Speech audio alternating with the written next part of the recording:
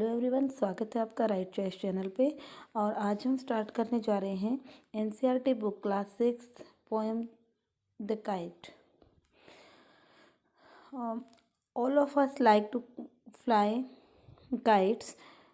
Have you ever tried to fly one? Read this poem about a kite as it flies in the sky. तो यहाँ पर जो poet हैं Harry van, जो poet हैं वो क्या कहना चाहते हैं, हमें काइट के बारे में बताना चाहते हैं कि हम में से सब ने काइट को मतलब सभी काइट को फ्लाई करना पसंद करते हैं। तो पोइट यहाँ पे पूछता है कि आपने कभी किसी मतलब पतंग को उड़ाने की कोशिश की है क्या? आपने कभी कोई पतंग उड़ाई है? तो आगे पोइट कहता है कि इस पोएम को रीड करते हैं about the kite as it fly in the sky, यानी कि उड़ती हुई पतंग जो फ्लाई कर रही है, आकाश में उड़ रही है, तो उसके बारे में पोइट यहाँ पर बात कर रहे हैं। How bright on the blue is a kite when it's new with a dive and a dip it snaps its tail. यानी कि फर्स्ट स्टेंजा में जो पोइट वो क्या कहना चाहता है कि जो फर्स्ट स्टेंजा में जो पोइट वो कहना चाहता है कि how bright on the blue, यानी कि नीले आसमान पर जब कोई पतंग, यानी कि जब नई पतंग नीले आसमान पर उड़ती है तो वो कितनी ज़्यादा चमकदार और सुंदर लगती है। With a dive and a dip it snaps its tail, और ये उड़ती हुई पतंग ऐसे लगती है कि जैसे आसमान में ये गोते लगा रही है, गोते लगाती हुई कोई कलाबाजियाँ दिखा रही है और अपनी पूँछ के साथ फड़फड़ा रही है। तो सेकंड पैराग्राफ देखते हैं। जो सेकंड पैराग्राफ में पोएट है जो वो क्या कहना चाहता है,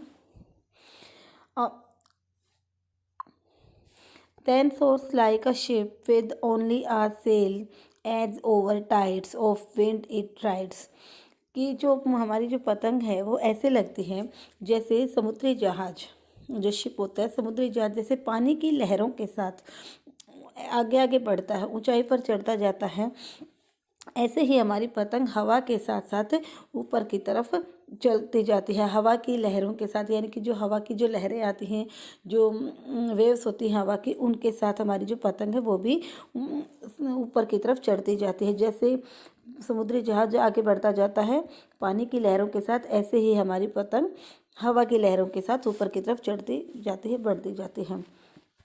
थर्ड स्टेंजा में देखते हैं, climbs to the crest of a gust and pulls then seems to rest as wind falls, कि जब हमारी ये पतंग ऊपर की तरफ चढ़ जाती है तो ऐसा लगता है कि जैसे कोई इसको अपनी तरफ खींच रहा है। Then seems to rest as wind falls, और जैसे जब हवा रुक जाती है तो ये पतंग भी रुक जाती है, ऐसे लगते जैसे ये रेस्ट कर रही हो।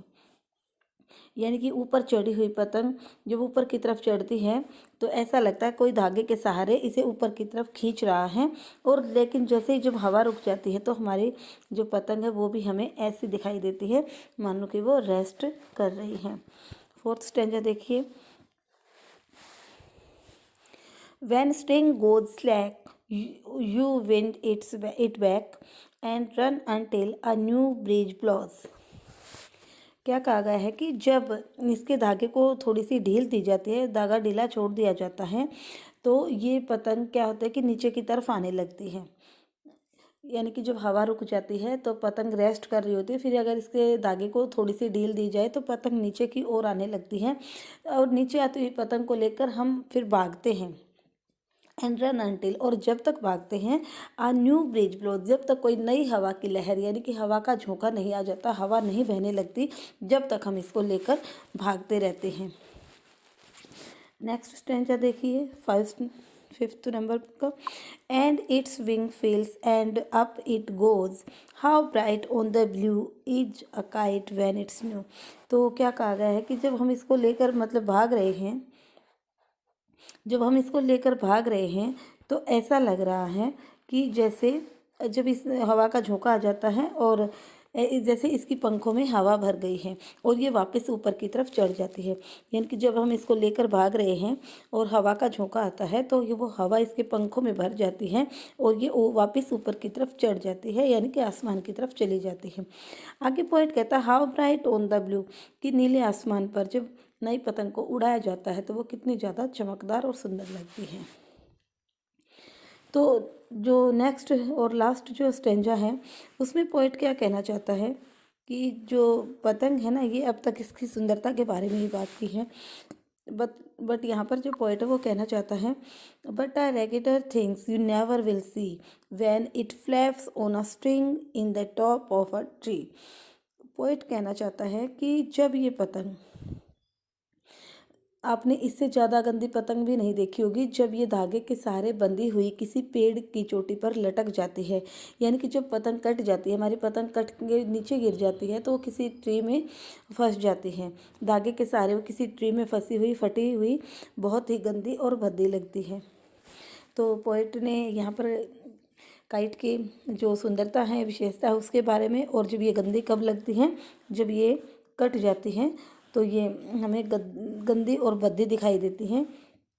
इन लास्ट जो स्टेंजा है इसमें पोइट हमें यही बताना चाहता है कि कटी हुई पतंग सबसे ज़्यादा भद्दी गंदी लगती है, जो वो पेड़ की चोटी में किसी ट्री की मतलब टॉप पे वो धागे के सहारे फंसी हुई फटी हुई लटकती रहती है, तो वो सबसे ज़्यादा गंदी लगती हैं। तो होप स्टूडेंट्स आपको ये पसंद आई होगी।